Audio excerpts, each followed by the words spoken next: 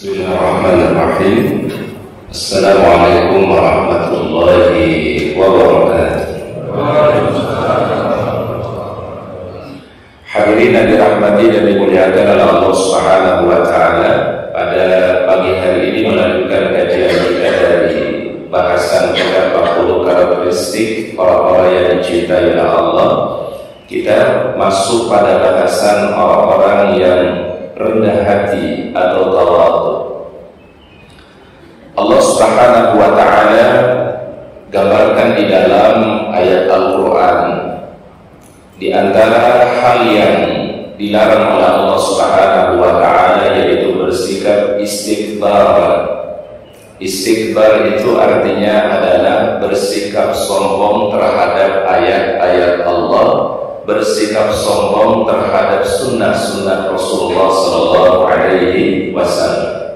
Jadi ada orang-orang yang tidak mau menerima kebenaran, tidak mau menerima ayat-ayat Allah Taala, dan bahkan mengingkari sunnah-sunnah Rasulullah Sallallahu Alaihi Wasallam.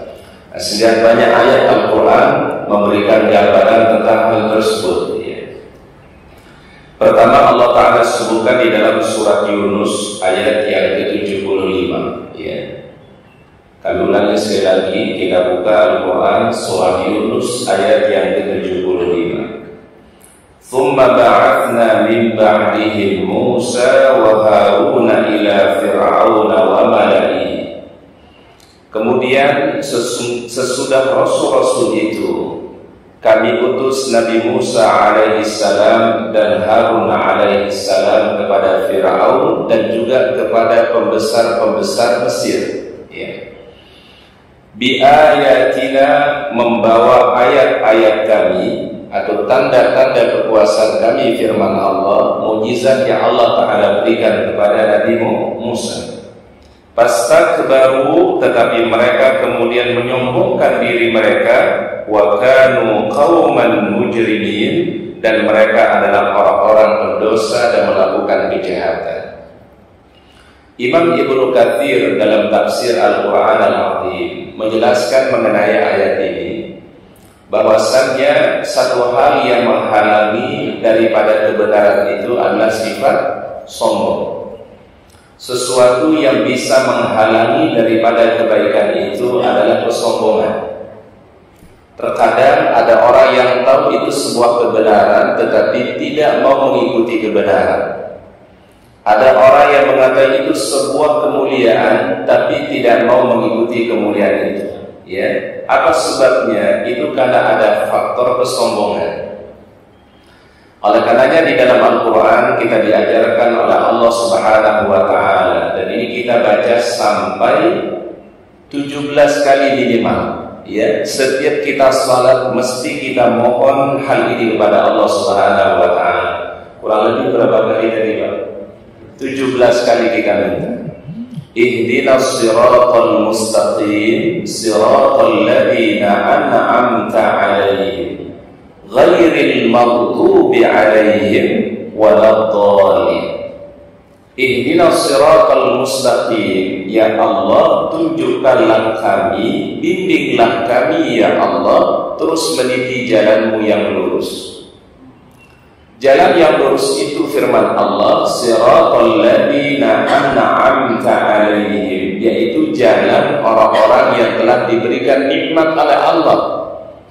Para nabi, para rasul, para sahabat, orang-orang yang siddiqin, orang-orang yang benar keimanannya, orang-orang yang syahid, dan juga orang-orang yang saleh. Minan nabiyina was-siddiqin wasyuhada'i was-salihin. Ini yang kita minta para jamaah. Ihdinas siratal mustaqim, siratal ladzina an'amta 'alaihim ghairil maghdubi 'alaihim. Siratal mustaqim itu firman Allah, ghairil maghdubi 'alaihim, bukan jalan orang yang dimurkai, waladdallin, dan juga bukan jalan orang yang tersesat. Rasulullah SAW memberikan tafsiran, penjelasan siapa yang maghdubi 'alaihim. Maka beliau mengatakan humul yahud, mereka adalah orang-orang Yahudi. Apa sebabnya? Ya'lamunal haqqa wa la yattabi'una. Jadi mereka tahu kebenaran tapi tidak mau mengikuti kebenaran. Apa yang menjadi penghalangnya?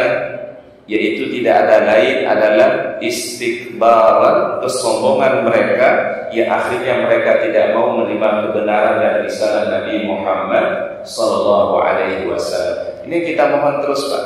Ya, ihdinas siratal mustaqim, siratal ladzina an'amta 'alaihim ghairil maghdubi 'alaihim waladdallin. Maka Allah Ta'ala sebutkan di ayat tadi, "Tsumma ba'atsna min ba'dihim." Kemudian kami mengutus setelah mereka Musa wa Haruna. Itu Nabi siapa? Nabi Musa dan Nabi Harun. Bahkan sampai Allah Ta'ala abadikan, ya. Jazakumullah khairan.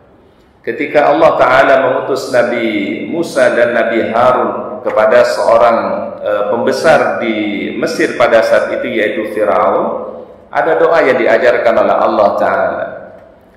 Rabbi shrah li sadri wa yassir li amri wahlul uqdatan min lisani yafqahu qawli. Ini sebenarnya doa pertama kali diucapkan oleh Nabi Musa alaihi salam.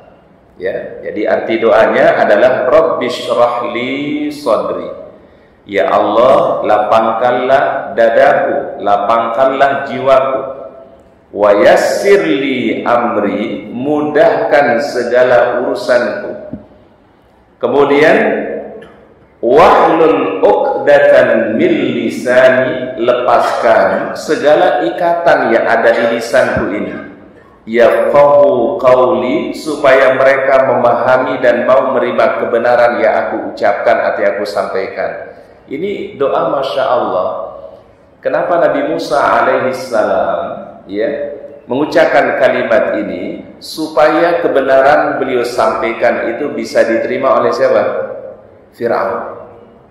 Tapi rupanya setelah Nabi Musa alaihi salam menyampaikan bahwasannya tidak ada Tuhan yang disembah kecuali hanya Allah, tidak ada ilah yang layak disembah kecuali hanya Allah, itu Fir'aun tersinggung.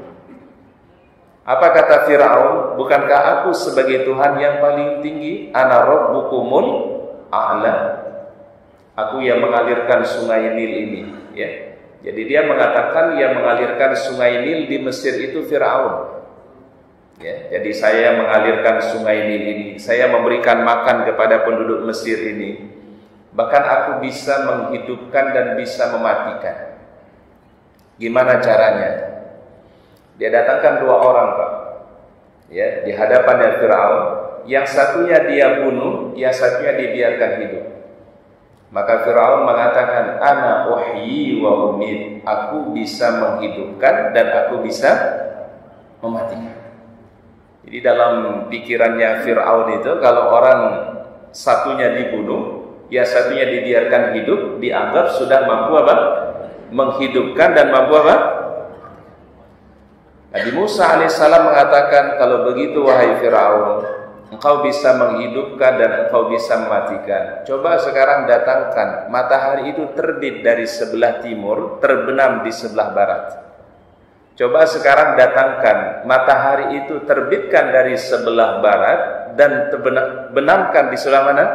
Sebelah timur. Fabuhital ladzi kafar. Itu Fir'aun tidak bisa berkata-kata. Berarti artinya Fir'aun tidak memiliki kekuasaan, tidak memiliki otoritas seperti yang dimiliki oleh Allah Subhanahu wa taala, tapi mengklaim dirinya sebagai apa, Pak? Sebagai Tuhan. Nah, ini yang Allah Ta'ala sebutkan. Jadi penghalang ia tidak mau beriman itu adalah karena kesombongannya.